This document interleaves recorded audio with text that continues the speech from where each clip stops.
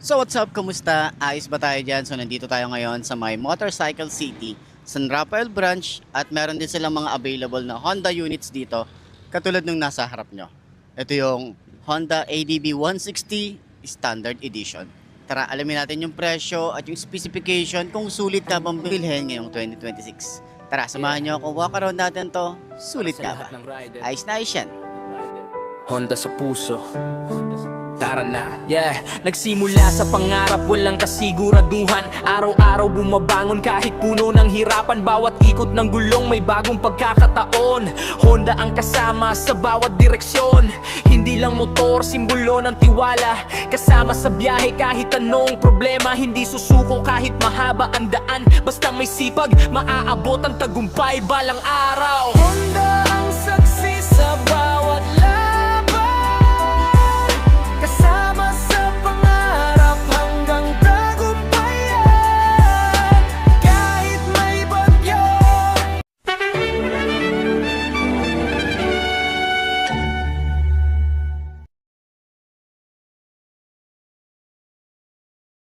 Available din po ng mga Honda motorcycle dito sa may Motors City. Okay? Motorcycle City San Rafael branch.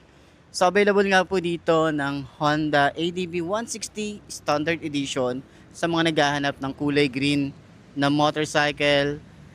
Etong Honda ADB, available po sila rito. So tara, ikutin natin to, ano ba ang meron dito. Let's go. So, yun na nga, meron tayo rito adjustable windshield, clear visor, merong Honda rito na sticker, may 4 na bolts yan. So, yung iba talaga ang ginagawa dito, pinapalitan or tinatanggal to. Ko alam kung bakit tinatanggal pa ng iba. Kasi ang pogi daw pag nakatanggal Pero para sa akin, ang pogi na niya, tapos adjustable pa yan, na madali lang naman din siya i-adjust, hinihila lang to. Up and down lang, yung ating signal light nandito sa side. LED na rin yan. Meron na rin tong traction control. And may ABS na rin po ang isang to. And wala lang siyang road sync.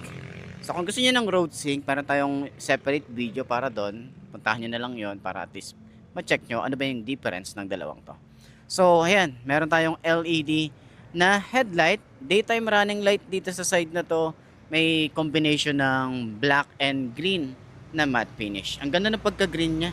'Di ba? Naka-telescopic fork, fender malapad, mahaba din yung extension, bulky din, and then maganda yung plastic na ginamit. Siyempre, Honda yan Meron tayong mugs, naka-single disc brake, may ABS, dual path caliper tayo dito, at naka-federal yung kanyang tires. Ayan. So, ang size dito ay 110/80 by 14. Naka-tubeless na rin tayo dito. And ano ba yung nagbago dito sa bagong Honda ADB? Naging brusco lang naman siya dito sa side na to. Mas brusco siya.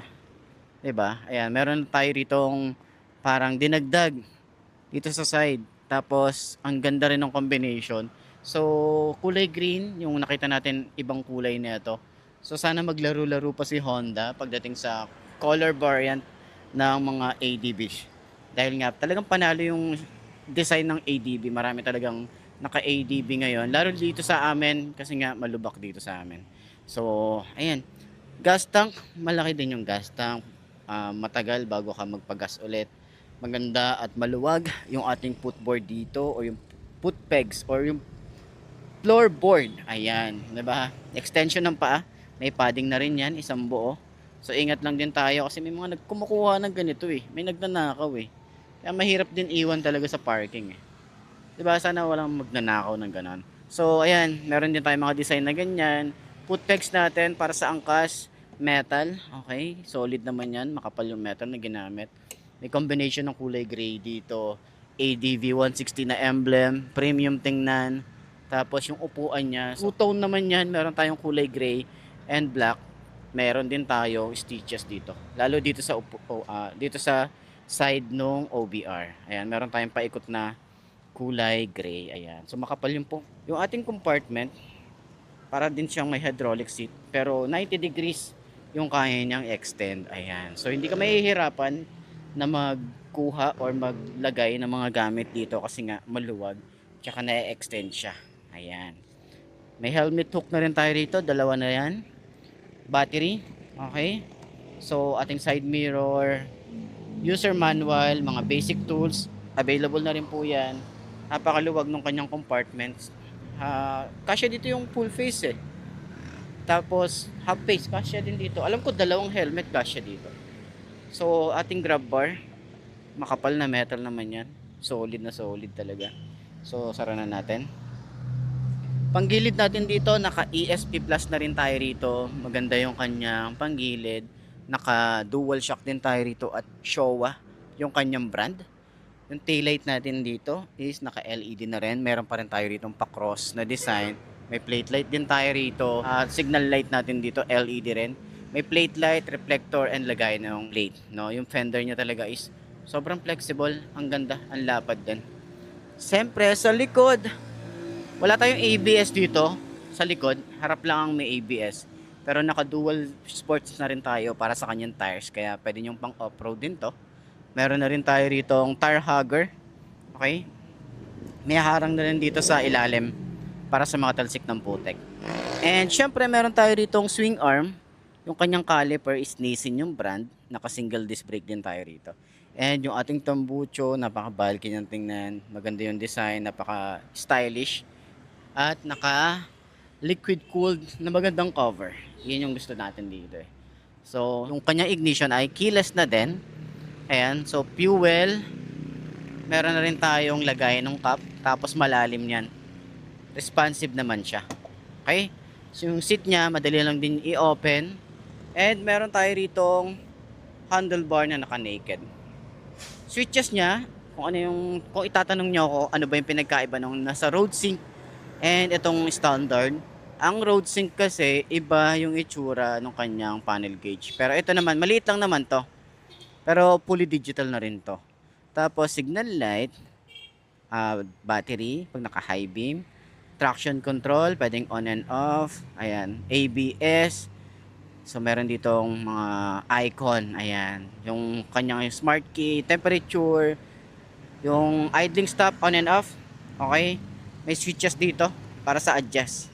Kasi dun sa road sync, malapad siya, para mga 7 inches or 5 inches yung kanyang panel. Tapos yung kanyang switches, iba rin.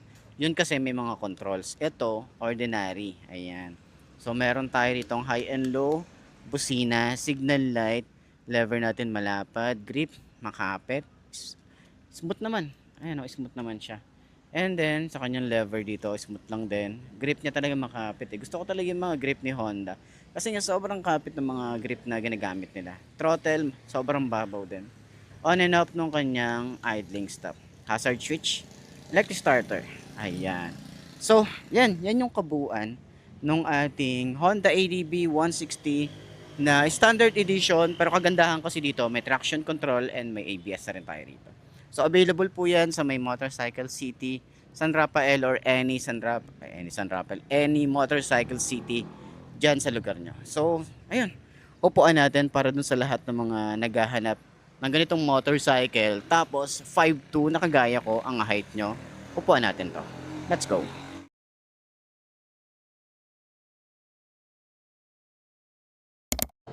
So, ayun ang mga best, no? Available nga po dito ng kulay green na matte finish. And then, halos parang karamihan na lumabas ng ADB ngayon for matte finish, no?